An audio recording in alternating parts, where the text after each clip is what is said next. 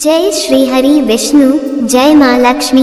प्रिय भक्तों, आज हम आपके लिए एक अत्यंत पावन और हृदय को भक्ति से भर देने वाली कथा लेकर आए हैं, देवउठनी एकादशी और तुलसी विवाह की। सनातन धर्म में वर्ष के 24 एकादशी व्रतों में से देवउठनी एकादशी का स्थान सबसे विशेष माना गया है। ये पर्व भगवान श्री हरि विष्णु की जागृति का प्रतीक है और ये दर्शाता है कि भक्ति, संयम और तप से ही जीवन में प्रकाश आता है। कहते हैं कि आषाढ़ शुक्ल एकादशी के दिन भगवान विष्णु क्षीर सागर में शेषनाग की शैया पर योग निद्रा में चले जाते हैं और ठीक 4 महीने बाद कार्तिक शुक्ल एकादशी को, जिसे प्रबोधिनी या देवउठनी एकादशी कहा जाता है, वे पुनः जागृत होते हैं। इस दिन भक्त भगवान के जागरण का उत्सव मनाते हैं, तुलसी विवाह करते हैं, दीपदान और भजन कीर्तन करते हैं। कहा जाता है कि एक बार बैकुंठ धाम में माँ लक्ष्मी कमलासन पर बैठी थी। उनके मन में एक विचार उठा और उन्होंने भगवान विष्णु से कहा, प्रभु, आप सृष्टि के पालन करता हैं, दिन रात लोगों की रक्षा में लगे रहते हैं। आप जब भी सोते हैं तब कल्पों तक निद्रा करते हैं, जिससे सृष्टि का नाश होता है। क्या ऐसा नहीं हो सकता कि आप थोड़ी अवधि के लिए विश्राम करें, ताकि मैं भी कुछ विश्राम पा सकूं? भगवान विष्णु मुस्कुराए और बोले, देवी, यदि मैं विश्राम करूंगा तो सृष्टि का पालन कौन करेगा? लक्ष्मी जी ने कहा, प्रभु, जैसे दिन और रात दोनों आवश्यक हैं, वैसे ही विश्राम और कर्म दोनों जरूरी हैं। आप यदि थोड़े समय के लिए विश्राम करेंगे तो आपके भक्तों को सेवा का अवसर मिलेगा। भगवान ने प्रसन्न होकर कहा, तथास्तु देवी, अब से मैं प्रत्येक वर्ष वर्षा ऋतु के 4 महीनों तक क्षीर सागर में योग निद्रा करूंगा। इस दौरान जो भक्त मेरी सेवा करेगा वह तुम्हारे सहित मेरे धाम का अधिकारी बनेगा। तभी से यह परंपरा आरंभ हुई कि भगवान विष्णु देवशयनी एकादशी को सोते हैं और देवउठनी एकादशी को जागते हैं। लक्ष्मी जी के अनुरोध से यह चातुर्मास काल भक्तों के लिए वरदान बन गया, जब हर पूजा और व्रत का पुण्य लाखों गुना बढ़ जाता है। ये वही शुभ अवसर है जब स्वयं भगवान विष्णु 4 महीने की योग निद्रा के बाद जागते हैं और समस्त ब्रह्मांड में पुनः शुभ कार्यों का आरंभ होता है। आओ भक्तों, एकाग्र मन से सुनते हैं ये दिव्य कथा, जो हमें धर्म, प्रेम और भक्ति का सार समझाती है। देवशयनी एकादशी के दिन से शुरू होता है चातुर्मास। ये 4 महीनों की अवधि होती है जब देवता विश्राम करते हैं। इस दौरान न तो विवाह किए जाते हैं, न कोई मांगलिक कार्य संपन्न होता है। कहते हैं कि इन 4 महीनों में भगवान विष्णु स्वयं ध्यानावस्था में रहते हैं और सृष्टि की गहराइयों में ऊर्जा का संचय करते हैं। फिर जैसे ही कार्तिक मास की शुक्ल पक्ष की एकादशी आती है, जिसे देवउठनी एकादशी या प्रबोधिनी एकादशी कहा जाता है, उस दिन भगवान विष्णु अपनी योग निद्रा से जागते हैं। जब भगवान विष्णु का जागरण होता है तो ब्रह्मांड में पुनः मंगल की ध्वनि गूंज उठती है। देवता, ऋषि, गंधर्व, अप्सराएं सभी उनका स्वागत करते हैं और कहते हैं, उठो देव देवकी नंदन, उठो गोविंदा माधव, उठो दीनदयाल प्रभु, अब जग में मंगल हो। इस दिन व्रत करने से सहस्त्र यज्ञों के समान पुण्य प्राप्त होता है। भक्त प्रातःकाल स्नान कर तुलसी दल से भगवान विष्णु का पूजन करते हैं, दीप जलाते हैं और ओम नमो भगवते वासुदेवाय का जाप करते हैं। कहते हैं कि इस दिन भगवान विष्णु के जागरण के साथ ही सारे मांगलिक कार्य पुनः प्रारंभ हो जाते हैं। वर्ष 2025 में देवउठनी एकादशी का पावन पर्व 1 नवंबर शनिवार को मनाया जाएगा। इस दिन भगवान विष्णु के जागरण का शुभ समय रहेगा और तुलसी विवाह का मंगल पर्व भी मनाया जाएगा। चूंकि कई स्थानों पर रविवार को तुलसी विवाह नहीं किया जाता है, इसलिए कुछ परिवार 3 नवंबर सोमवार को तुलसी विवाह संपन्न करेंगे। इस प्रकार तीनों तिथियों में अपने कुल की परंपरा के अनुसार तुलसी विवाह किया जा सकता है। अब जानते हैं भक्तों कि तुलसी विवाह का महत्व क्या है और यह क्यों मनाया जाता है। पुराणों में वर्णन है कि एक बार भगवान विष्णु ने असुर शंखचूड़ का वध किया। शंखचूड़ की पत्नी थी देवी तुलसी, जो अत्यंत पतिव्रता और धर्मनिष्ठा वाली थी। उन्होंने भगवान से प्रार्थना की, हे प्रभु, आपने मेरे पति का वध धर्म की रक्षा के लिए किया है, किंतु मेरे पतिव्रत का क्या? तब भगवान विष्णु ने कहा, हे तुलसी, तुम अत्यंत पवित्र हो। आज से तुम्हारा स्थान मेरे हृदय में होगा। तुम्हारा स्वरूप मेरे पूजन में सबसे श्रेष्ठ माना जाएगा और तुम्हारा विवाह मेरे ही स्वरूप शालिग्राम से होगा। तभी से हर वर्ष देवउठनी एकादशी के दिन या उसके अगले दिन तुलसी विष्णु विवाह का आयोजन किया जाता है। इस दिन तुलसी को दुल्हन की तरह सजाया जाता है। लाल चुनरी, चूड़ियाँ, सिंदूर और बिंदी से उनका श्रृंगार किया जाता है। शालिग्राम जी को वर के रूप में पीले वस्त्र और पुष्पों की माला से सजाया जाता है। विवाह के समय वेद मंत्रों, आरती और भजन के साथ तुलसी विष्णु का विवाह संपन्न होता है। भक्त जय श्री तुलसी माता और जय श्री हरि गोविंद के भजन गाते हुए इस पावन विवाह में सम्मिलित होते हैं। ऐसा माना जाता है कि इस दिन जो भी तुलसी विष्णु विवाह करवाता है उसके घर में सदा लक्ष्मी कृपा बनी रहती है। तुलसी विवाह के अवसर पर महिलाएं उपवास रखती हैं, मंदिरों में दीपदान करती हैं और उठो देव देवकी नंदन का गीत गाती हैं। देवउठनी की रात को विशेष पूजा की जाती है। शाम के समय भगवान विष्णु की मूर्ति के आगे दीपक जलाया जाता है और तुलसी माता के पास खड़े होकर भक्त कहते हैं, उठो देव देवकी नंदन, उठो गोविंदा माधव, 4 मास की निद्रा पूरी हुई, अब मंगल कार्य आरंभ करो। फिर तुलसी माता की आरती की जाती है, प्रसाद चढ़ाया जाता है और दीपमाला से घर के आंगन को सजाया जाता है। ये दीपदान भगवान विष्णु के जागरण का प्रतीक है। जब देवता उठते हैं तो सृष्टि में नई ऊर्जा का संचार होता है। इसी दिन से विवाह, गृह प्रवेश, यज्ञ, कथा पूजन आदि शुभ कार्यों का आरंभ किया जाता है। तुलसी विवाह का आध्यात्मिक अर्थ भी अत्यंत गहरा है। ये केवल एक अनुष्ठान नहीं बल्कि आत्मा और परमात्मा के मिलन का प्रतीक है।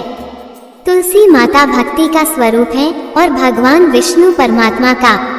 जब दोनों का मिलन होता है तो भक्त के जीवन में भी ईश्वर से प्रेम और भक्ति का संगम होता है। तुलसी विवाह हमें सिखाता है कि सच्चा विवाह केवल शरीर का नहीं बल्कि आत्मा का होता है, जो प्रेम, समर्पण और श्रद्धा से जुड़ा होता है। इस दिन तुलसी की पूजा करने से सभी पाप नष्ट होते हैं और जीवन में सुख समृद्धि आती है। भक्तों, ध्यान रहे कि तुलसी माता को कभी भी रविवार या द्वादशी तिथि में न तोड़ा नहीं जाता, इसलिए अगर इस बार रविवार को विवाह का दिन आ जाए तो सोमवार को तुलसी विवाह किया जा सकता है। भगवान विष्णु के जागरण और तुलसी विवाह के इस पर्व को पूरे भारतवर्ष में अत्यंत श्रद्धा और उत्साह से मनाया जाता है।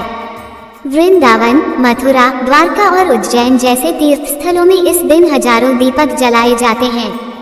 भजन कीर्तन होता है और भक्तजन तुलसी के चारों ओर परिक्रमा करते हैं। कहा जाता है कि जो व्यक्ति देवउठनी एकादशी का व्रत रखता है और तुलसी विवाह में भाग लेता है उसे अनंत पुण्य की प्राप्ति होती है। उसके जीवन से दरिद्रता, क्लेश और नकारात्मकता समाप्त हो जाती है और घर में सुख, शांति और वैभव का वास होता है। तुलसी माता स्वयं लक्ष्मी जी का ही एक रूप है, इसलिए उनके पूजन से घर में धन धान्य की वृद्धि होती है। आध्यात्मिक दृष्टि से देखा जाए तो जब भगवान विष्णु योग निद्रा से उठते हैं तो वह हमें ये संदेश देते हैं कि जीवन में विश्राम का भी महत्व है, लेकिन उससे बड़ा महत्व है पुनः जागने का, पुनः कर्म में लगने का, पुनः धर्म के मार्ग पर चलने का। तुलसी विवाह का अर्थ है ईश्वर से अपने संबंध को फिर से नवीकृत करना, अपने भीतर की भक्ति को पुनः जागृत करना। इस दिन तुलसी के पौधे के पास बैठकर अगर आप मन ही मन ये संकल्प लें कि हे प्रभु, जैसे आपने 4 महीने बाद संसार में शुभता का आरंभ किया वैसे ही मेरे जीवन में भी एक नई शुरुआत करें, तो यह एकादशी आपके जीवन में परिवर्तन ला सकती है। भक्तों, ये केवल तिथि नहीं बल्कि भक्ति का उत्सव है। जब आप इस दिन भगवान विष्णु और तुलसी माता की आरती करें तो पूरे हृदय से कहें, जय श्री हरि, जय तुलसी माता, जय श्री विष्णु भगवान, क्योंकि यही वह क्षण है जब भगवान स्वयं आपके घर में शुभता लेकर आते हैं। भक्तों, अब हम सुनेंगे देवउठनी एकादशी की दूसरी कथा। प्राचीन समय की बात है जब धरती पर राजा बलि नामक असुरराज अत्यंत पराक्रमी, दानवीर और धर्मनिष्ठ था। यद्यपि वह असुर कुल में जन्मा था, फिर भी उसका हृदय देवताओं से अधिक धार्मिक और न्यायप्रिय था। उसके दान और तपस्या के बल पर तीनों लोकों में उसका प्रभाव फैल गया था। देवता चिंतित हो उठे, क्योंकि बलि ने अपने पराक्रम से स्वर्ग तक जीत लिया था। तब सभी देवता भगवान विष्णु के शरण में पहुँचे और बोले, प्रभु, राजा बलि अत्यंत बलशाली हो चुका है, उसने इंद्रलोक तक जीत लिया है, अब धर्म की रक्षा का कोई उपाय कीजिए।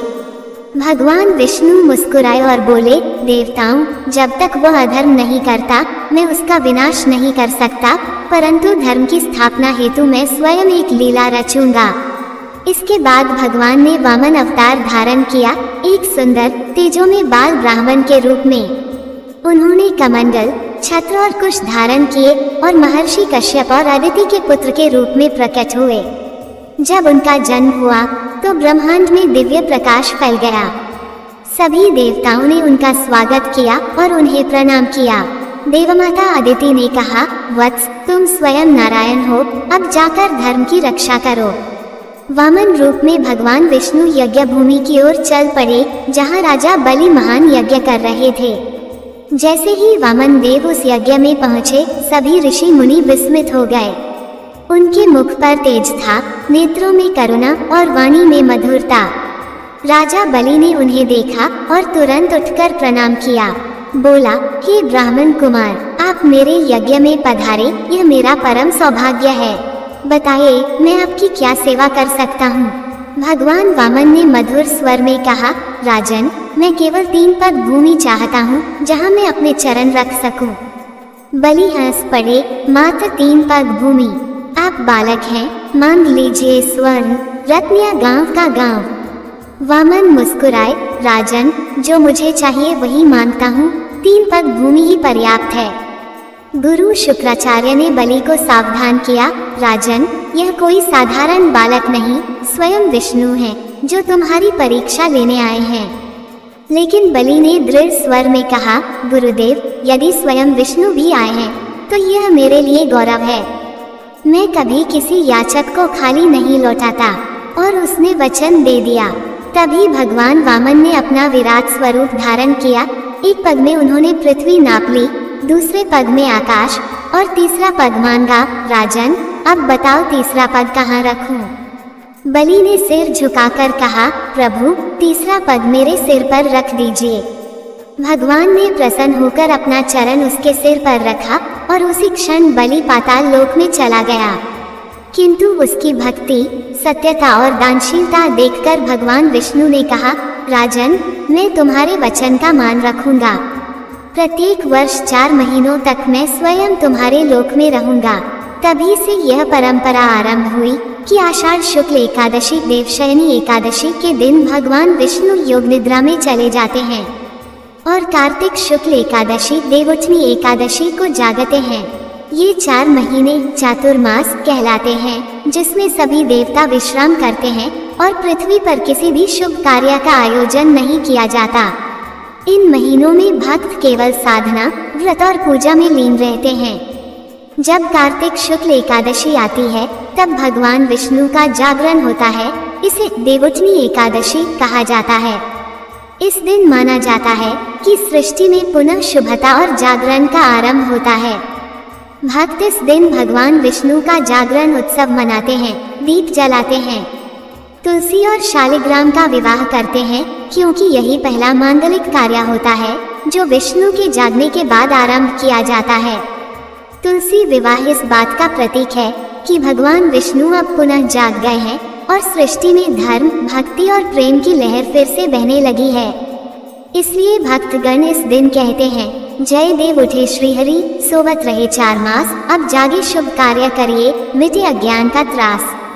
देवउठनी एकादशी की रात भगवान विष्णु का आरती, भजन, जागरण और तुलसी पूजन करने का अत्यंत फलदायी प्रभाव बताया गया है।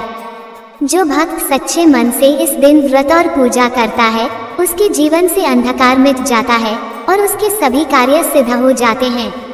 इसी कारण से देवशयनी और देवउठनी एकादशी की यह कथा केवल राजा बलि और विष्णु की नहीं, बल्कि भक्ति और समर्पण की कहानी है। ये सिखाती है कि जो भक्त सच्चे हृदय से ईश्वर को समर्पित होता है, उसे भगवान स्वयं अपने साथ रखते हैं। जैसे विष्णु हर वर्ष 4 महीने राजा बलि के पास रहते हैं और फिर जागकर समस्त जगत को मंगलमय बनाते हैं। जय श्री हरि, जय वामन देव, जय श्री विष्णु भगवान। अब सुनिए तीसरी कथा। बहुत प्राचीन काल में सत्यलोकपुरी नामक राज्य में एक धर्मनिष्ठ राजा राज्य करता था। वह अत्यंत विष्णु भक्त था और उसके राज्य में कोई भी एकादशी के दिन अन्न नहीं खाता था। हर घर में भगवान विष्णु का नाम गूंजता था। राजा प्रतिदिन मंदिर जाकर कहता कि नारायण, यदि मैं न्यायपूर्वक शासन करूं तो ये राज्य आपके नाम का बना रहे। भगवान विष्णु राजा की भक्ति से प्रसन्न थे। उन्होंने कहा, देखूं इस राजा की निष्ठा कितनी अडिग है। और उन्होंने एक सुंदर स्त्री का रूप धारण कर उसकी परीक्षा लेने का निश्चय किया। वह स्त्री अपूर्व सौंदर्य की थी। जब वह राजा के सामने पहुंची तो बोली, राजन, मैं आपसे विवाह करना चाहती हूँ, पर एक शर्त है, जो भोजन मैं बनाऊं वही आपको करना होगा। राजा ने शर्त स्वीकार की, पर कहा, मेरी भी एक शर्त है, एकादशी के दिन मैं केवल फलाहार करूंगा। विवाह के बाद कुछ दिन सुख से बीते। एक दिन एकादशी आई।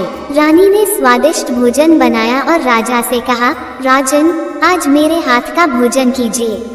राजा बोले, प्रिय, आज एकादशी है, मैं केवल फलाहार ही करूंगा। रानी क्रोधित होकर बोली, क्या मेरी बात का कोई मूल्य नहीं? मैंने शर्त रखी थी। राजा शांत स्वर में बोले, धर्म से बड़ा कोई बंधन नहीं, मेरी आत्मा विष्णु भक्ति से बंधी है। ये सुनकर रानी का क्रोध बढ़ गया। उसने कहा, यदि तुमने मेरी बात नहीं मानी तो मैं तुम्हारे पुत्र का सिर काट दूंगी। चारों ओर सन्नाटा छा गया, किंतु राजा अडिग रहे।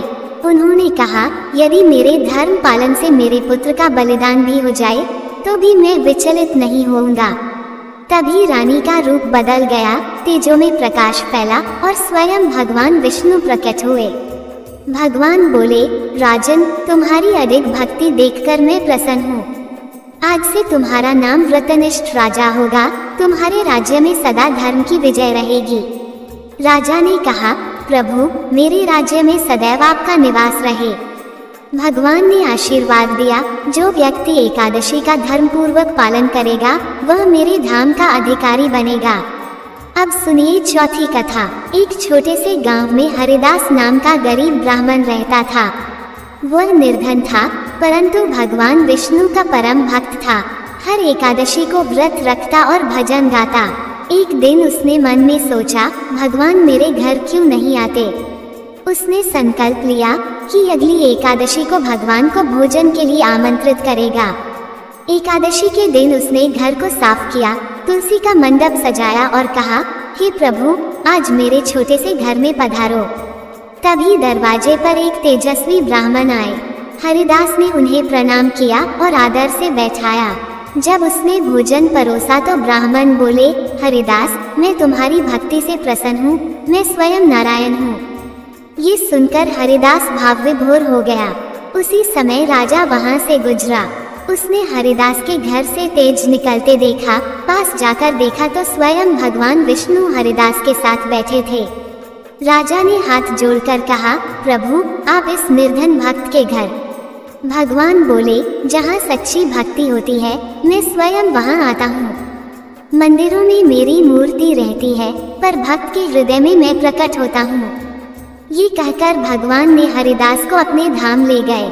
उस दिन से गांव में हर एकादशी को सामूहिक भजन और कथा होने लगी और राज्य में सुख समृद्धि आ गई। भक्तों, देवउठनी एकादशी की ये कथाएं हमें ये सिखाती हैं कि भक्ति कर्म या आडंबर से नहीं, बल्कि सच्चे हृदय की भावना से होती है।